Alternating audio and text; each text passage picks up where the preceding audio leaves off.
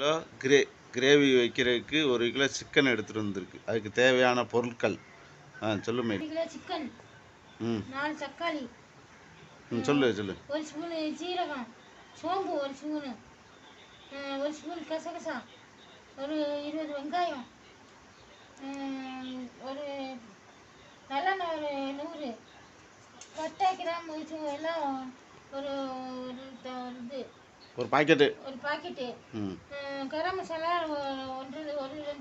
2 spoon, இஞ்சி பூண்டு paste 2 spoon, மஞ்சத்தூள் 1 ஸ்பூனு, தேவையான அளவு கருவேப்பிலை, தனி மிளகாய் பொடி 1 ஸ்பூனு, ஒரு எலுமிச்சம்பழம், தேங்காய் அரை மூடி,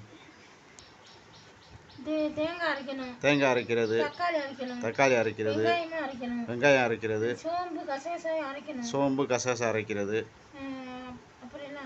தேங்காய் அரைச்சு பால் எடுக்கணும். பால் எடுத்து தான் தேங்காய் அரைச்சு பால் எடுத்து ஊற்றணும்.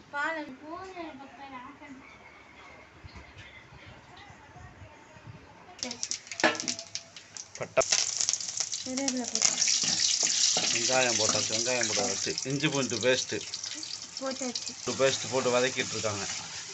கரம் மசாலா போட்டு வதக்கிட்டு இருக்காங்க. வெங்காயம், தக்காளி, வெங்காயம், சோம்பு எல்லாம் போட்டு அரைச்ச பேஸ்ட்டு போட்டு வதக்கிட்டு இருக்காங்க. மஞ்சப்பொடி 1 ஸ்பூன் மஞ்சப்பொடி போட்டிருக்கு.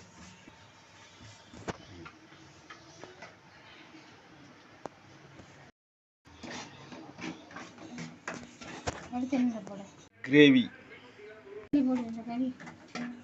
எப்படி தூக்கி கொட்டு காமிக்கிறேன். வேற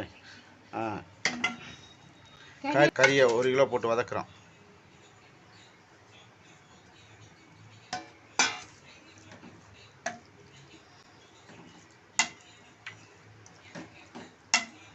தேங்காய் பால் ஊற்றி கொதிக்க வச்சு காமிக்கிறோம். பால் ஊற்றியாச்சு. கொதிச்சு இறக்குறோம். நல்லா கொதிச்சு கதன்னு கொதிக்குது. அள்ளி காமி. நல்லா அங்கே கதன்னு கிரேவி கொதிக்குது. கிரேவி கோழிக்கறி கிரேவி.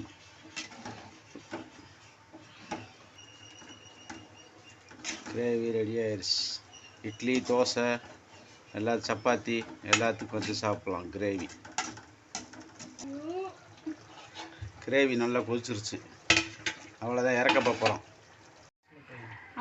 கிரேவி